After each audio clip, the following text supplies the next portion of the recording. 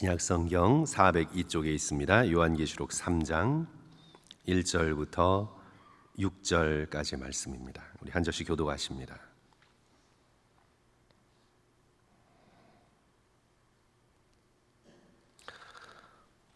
사대 교회의 사자에게 편지하라. 하나님의 일곱 영과 일곱 별을 가지신 이가 이르시되 내가 내 행위를 아노니 내가 살았다 하는 이름은 가졌으나 죽은 자로다.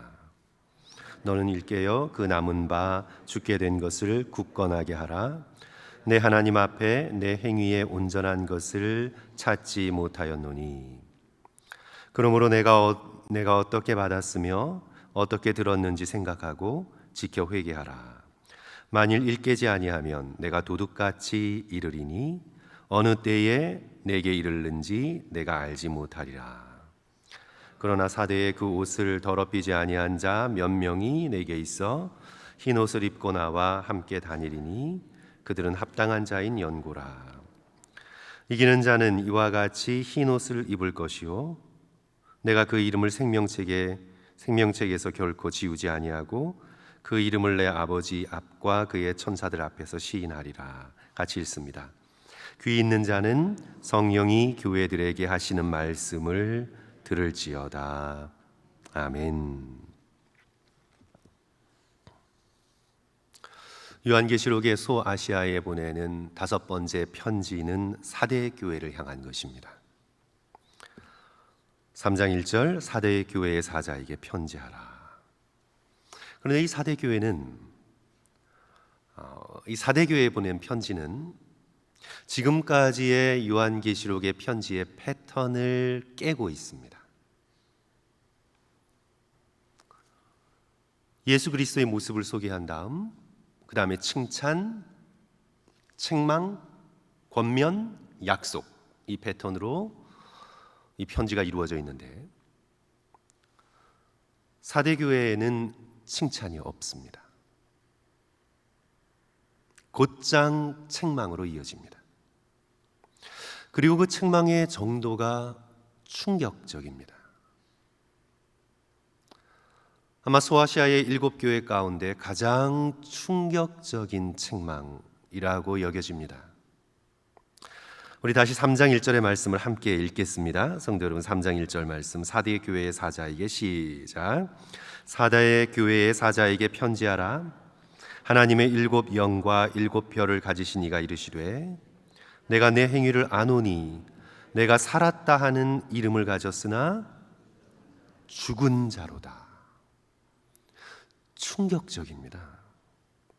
너가 살았다고 알려져 있지만, 살았다는 이름을 가져서 소아시아에 알려져 있지만, 그러나 사실은 너가 죽은 자다. 성도 여러분, 누가 여러분에게 당신은 지금 살아있지만 사실은 죽었어요, You are dead, 이렇게 말한다고 생각해 보십시오. 이것은 저주에 가까운 그런 선언입니다. 당신은 죽었습니다. 죽은 자입니다. 사대 교회의 영적 상태가 얼마나 심각하면 재림주 예수 그리스도께서 사대 교회를 이렇게 책망하실까요? 오늘 우리는 이 말씀 가운데 힌트가 있는데 이 표현에 있습니다. 살았다 하는 이름을 가졌으나, 살았다 하는 이름을 가졌으나, 이름을 가졌다는 것은 알려졌다는 말입니다.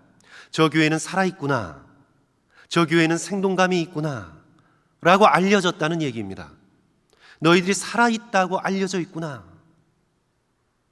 오늘날로 말하면 겉보기에 역동적인 교회였을 것입니다. 행사도 많고 조직도 잘 갖추었고 재정적으로도 풍성했고 교인들도 많이 모였을 것입니다. 그래서 굉장히 역동적이구나, 살아있구나, 겉모습으로 알려져 있었을 것입니다. 사대라는 도시 자체가 기원 후 90년 인구 조사를 했을 때 10만 명에 가까운 도시의 인구를 가지고 있었습니다. 고대 도시에서 10만 명이면 굉장히 큰 숫자입니다. 거기다가 나머지 6교회가 있던 도시와는 다르게 사대에서는 기독교인을 향한 핍박이 없었던 것으로 보입니다. 황제 숭배의 강요의 흔적을 볼 수 없습니다. 미루어 짐작컨대 상대적으로 편안한 환경 속에서 사대 교회는 외적으로 성장했고 그리하여 살아있는 교회라는 평판을 얻은 것으로 보입니다. 하지만 그 이름, 그 평판은 사람에게서 얻은 것입니다. 내가 살았다 하는 이름은 가졌으나 사람에게서 얻은 평판은 진실된 것이 아닙니다. 왜냐하면 많은 경우 사람들은 겉모습만 보기 때문입니다. 그러나 예수 그리스도는 불꽃 같은 눈동자로 사람의 심령을 살피시고 그 교회의 영적 현실을 살펴보십니다. 교회의 겉모습이 아닌 영적 현실을 꿰뚫어 보십니다. 그리스도께서 보시니, 살펴보시니 살아있는 게 아니라 죽었습니다. 영적으로 파산 상태입니다. 겉은 그럴듯하게 큰 저택에 살고 있는 것 같지만 사실은 파산 상태입니다. 사람들은 그 겉모습만 보고 와 대단하구나 그렇게 인정하고 칭찬하고 이름을 기억할지 모르지만 사실은 파산 상태입니다.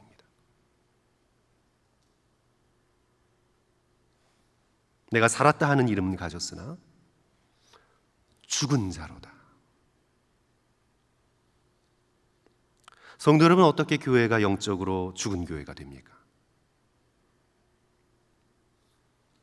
영이신 그리스도와의 살아있는 교제가 단절되었기 때문입니다. 그때 영적으로 죽게 됩니다. 영이신 생명이신 그리스도와 영적인 교제가 단절될 때 그 교회는 영적으로 죽은 교회가 되고 영적으로 죽은 성도들, 이게 표현이 맞지 않죠. 영적으로 죽은 성도들이 어디 있습니까? 그러나 그런 성도들이 있는 교회가 됩니다. 요한복음 15장을 보시면 예수께서 당신을 포도나무에 제자들을 가지에 비유하시지요. 요한복음 15장 5절과 6절 말씀입니다. 잘 알려진 말씀입니다. 나는 포도나무요 너희는 가지라. 그가 내 안에 내가 그 안에 거하면 사람이 열매를 많이 맺나니 나를 떠나서는 너희가 아무것도 할 수 없음이라. 사람이 내 안에 거하지 아니하면 가지처럼 밖에 버려져 마르나니. 예수 그리스도와 연결되었지 않으면 dead, 죽은 것입니다.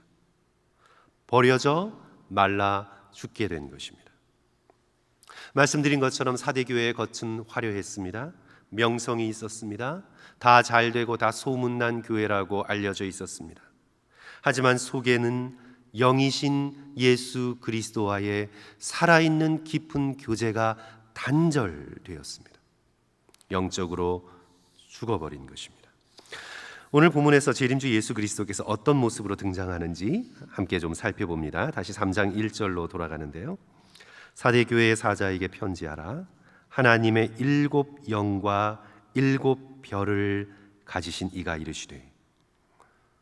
우리가 두 손에 7 영과 7 별을 가지셨다고 한번 상상을 해보면 하나님의 7 영은 지난 주일날 함께 에베소 교회 말씀을 나누면서 하나님의 7 영, 7이라는 숫자는 완전수이기 때문에 하나님의 충만한 영, 하나님의 영이 하나, 둘, 셋, 넷, 다섯, 여섯, 7 그렇게 있다는 뜻이 아니라 성령이 7분 계시다는 뜻도 결코 아닙니다. 7이라는 숫자가 완전수이기 때문에 하나님의 완전하고도 충만한 영, 하나님의 성령을 의미한다고 말씀을 드렸습니다. 하나님의 성령, 하나님의 영, 그리고 다른 한쪽에는 7 별. 7 별은 무엇을 의미하죠? 소아시아 7 교회의 사자들, 지도자들, 영적인 책임을 가지고 있는 자들, 그들의 이름이 주교라고 불리던, 저처럼 목사라고 불리던, 장로라고 불리던 그 교회의 영적인 책임을 가지고 있는 자들. 그러니까 한 손에는 성령, 한 손에는 교회의 지도자들. 무슨 뜻입니까? 교회의 영적인 책임을 가지고 있는 지도자들은 반드시 살아계신 하나님의 영과 연결되어 있어 예수 그리스도와 깊은 영적인 교제를 나눈 자들이어야 함을 우리들에게 보여주고 계시죠. 하나님의 영이 떠나간 교회, 하나님의 영을 무시하는 교회, 하나님의 영은 예배 드릴 때, 하지만 교회는 하나님의 영과 상관없이 세상적인 질서, 세상적인 관례를 따라 움직이는 교회. 너가 겉이 보기에는 살았다 하는 이름은 가졌지만 내 속은 죽어 있구나. 사대교회를 향한 예수 그리스도의 책망을 듣게 되죠. 전형적인 예는 성도 여러분, 구약의 사울입니다. 겉으로는 살아있다는 이름은 가졌으나 실상은 죽은 자입니다. 그가 이스라엘의 왕으로 뽑혔을 때 하나님의 영이 충만히 사울에게 임했습니다. 겁에 떠는 군사들을 이끌고 나아가 승리했습니다. 그런데 그 후에 그가 교만해집니다. 승리가 가져온 교만이죠. 자신의 큰 키와 군사적인 능력이 승리를 쟁취했다고 생각한 것입니다. 그래야 하나님을 더 이상 겸손히 의지하지 않습니다. 하나님의 영이 떠나갑니다. 그 후에도 하나님의 영이 떠나가셨어도 그 후에도 사울은 여전히 왕 노릇을 하고 있습니다. 전쟁에 나가 싸우고 몇몇 승리를 쟁취합니다. 사람들은 여전히 그를 왕이라고 부르고 그는 자기의 기념비를 세우며 명성을 얻어갑니다. 그러나 사실은 그는 죽었습니다. 그가 길보아 산에서 죽은 것이 아니라 하나님의 영이 그에게서 떠나갈 때 그는 죽었습니다. 살았다 하는 이름은 가졌지만 죽은 것입니다. 그리하여 다윗은 시편 51편에서 그렇게 두려워했던 것입니다. 주의 성령을 내게서 거두지 마옵소서. 성령이 떠나가시면 하나님과 단절되고 하나님과 영적으로 단절되면 사람들이 어떻게 평가하던 살아있는 것 같으나 그는 죽은 것입니다. 살았다는 이름은 가졌으나 죽은 사대 교회를 향한 재림주 예수 그리스도의 처방은 무엇입니까? 예수 그리스도께서는 그저 책망만 하시지 않습니다. 반드시 처방을 알려주시고 우리에게 권면해 주십니다. 첫째로 깨는 것입니다. Wake up, 깨라. 깊은 잠에서 깨듯 정신을 차리고 깨어나는 것입니다. 2절 말씀 성도 여러분 봅니다. 너는 일깨어. 영어 번역은 wake up 이렇게 됐죠. 너는 일깨어 그 남은 바 죽게 된 것을 굳건하게 하라. 3절 말씀 보시면 중간에 만일 일깨지 아니하면 성을 지키는 파수꾼처럼 깨어나라. 일깨라. 정신 차리라. 그리고 너가 거의 잃게 된 하나님과의 살아있는 영적인 관계를 다시 굳건하게 회복하라 말씀하고 있는 거죠. 데렐 존슨이라는 설교자는 요한계시록을 주해하면서 이 부분에서 수상 스키의 예를 듭니다. 수상 스키를 타는 사람에게 성도 여러분 제일 중요한 게 어떤 것이겠습니까? 보트의 색깔도 중요할 수 있고 자신이 입고 있는 수트의 패션도 중요할 수 있고, 하지만 수상 스키에서 가장 중요한 게 뭐죠? 아주 간단하잖아요. 보트, 스키, 그 사이를 이끌어주는 끈. 그렇죠? 가장 중요한 게 무엇입니까? 바로 보트와 스키를 묶어주는 끈, 줄입니다.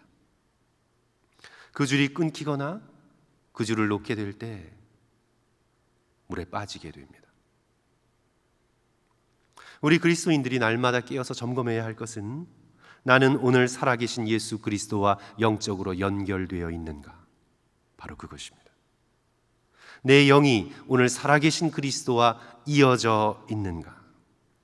내가 어떤 일을 하는가? 내가 무엇을 이루었는가? 이 모든 것보다 진정으로 더 중요한 것은 내가 예수 그리스도와 함께 그리스도와 연결되어서 오늘도 살아 움직이고 있는가? 회개하여 깨어 점검하지 않으면 재림의 날이 도둑처럼 올 때 무너질 것이라고 예수 그리스도께서 경고하시죠. 3절 말씀. 그러므로 내가 어떻게 받았으며 어떻게 들었는지 생각하고 지켜 회개하라. 만일 일 깨지 아니하면 내가 도둑같이 이르리니 어느 때에 내게 이르는지 내가 알지 못하리라. 그리고 둘째로 오늘 말씀은 교회는 남은 자들을 주목해야 한다고 말씀하십니다. 교회는 남은 자들을 주목해야 한다고 말씀하십니다. 4절 말씀 보시면 그러나 사대에 그 옷을 더럽히지 아니한 자 몇 명이 내게 있어. 그 옷을 더럽히지 아니한 자 몇 명이 내게 있도다. 교회의 역사를 보면 교회는 언제나 다수의 소망을 걸지 않았습니다. 교회는 성도 여러분 다수의 소망을 걸지 않았습니다. 다수는 겉모습이죠. 교회는 언제나 다수의 소망을 걸지 않았습니다.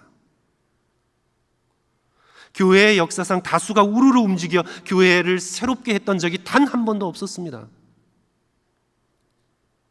하나님의 교회는 언제나 깨어있는 소수의 사람에 의해 자신의 생명을 기꺼이 주님의 제단에 바칠 각오가 되어 있는 소수의 사람을 통해서 움직여왔습니다.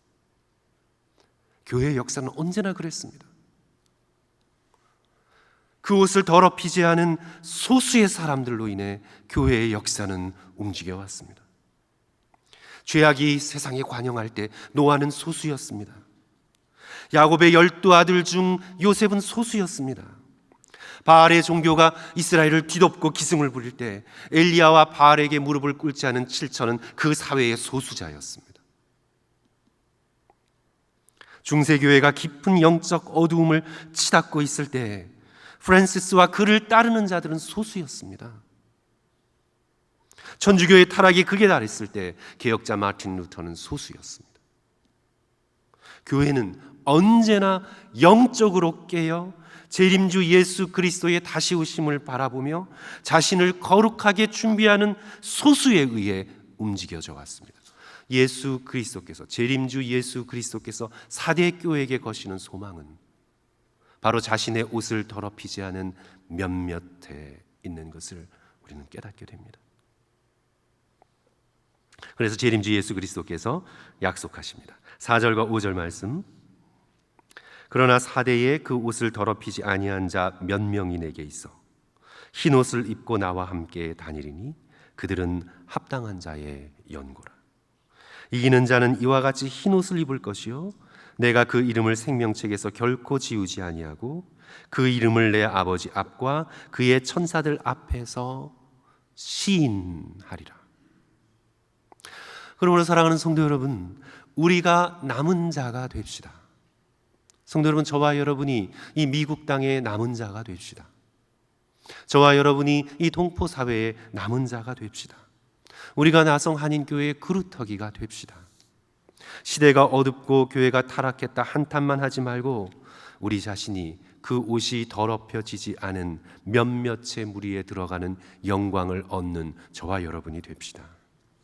늘 깨어 하나님과의 깊은 인격적인 교제를 누리며 늘 깨어 주님의 다시 오시는 그날을 기다리고 준비하며 날마다 예수 그리스도의 성품을 닮아 그리스도께서 입혀주시는 거룩한 옷, 흰옷을 입기에 합당한 자로 자신을 준비하고 깨어 기다리는 저와 성도들 되시기를 주님의 이름으로 간절히 축원합니다.